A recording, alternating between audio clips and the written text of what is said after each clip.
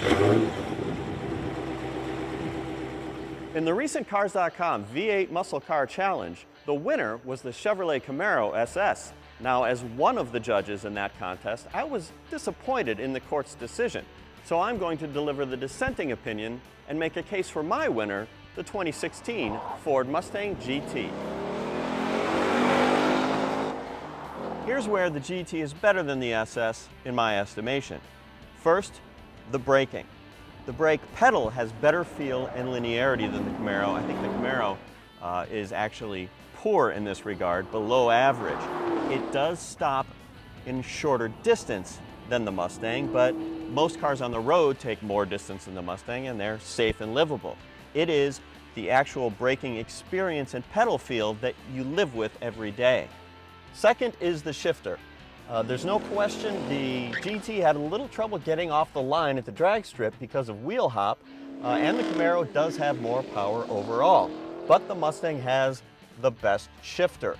And one thing it doesn't have is the infernal skip shift feature that's on the Camaro. That forces you in some conditions to go from first gear to fourth instead of second. That feature is an abomination. It always has been. I'm disqualifying the Camaro. End of story. Third is roominess and comfort. The Mustang is not as big as the Challenger in that regard, but it's certainly comfortable, plenty of headroom and leg room. I'm not even back all the way. Unfortunately, in the Challenge, our car had the optional Recaro sports seats instead of the regular ones here. The GT took a pounding for that in the scoring because those seats give up all but the most basic adjustments. They might be comfortable for someone, but it wasn't any of our editors. You're better off saving $1,600, sticking with the regular seats, which have more adjustments than the Camaros, including this one, adjustable head restraint.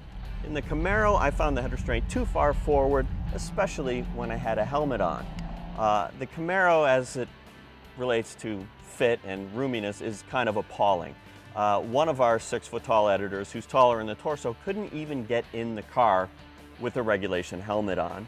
Overall, the shape of that car makes it too snug, and then there's what it does to visibility, which brings us to number 4. The Mustang has the best outward visibility in all directions, better even than the Dodge Challenger to the rear.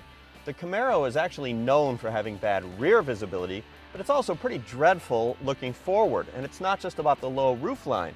The gauge hood is quite high. The A-pillars are fat and right in your line of view. If there are elevation changes, it can be a real hazard. And that compromises one of the supposed advantages of the Camaro, and that is its track performance.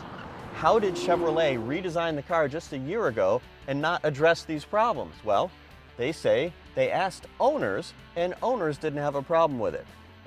So what we're saying is people who bought the car like the car. Shouldn't they have talked to people who didn't buy the car and asked them why? I absolutely agree that the Camaro SS is technically more proficient and potentially faster on a racetrack. But on the other hand, the handling of the Mustang GT is quite good, a little bit rough around the edges, but I and some of the other judges thought that made it more fun to drive. Which muscle car is your winner will depend on your definition of muscle car and what you expect. I want a muscle car to have a fair amount of muscle, iconic styling, I want it to be fun to drive, and livable from day to day.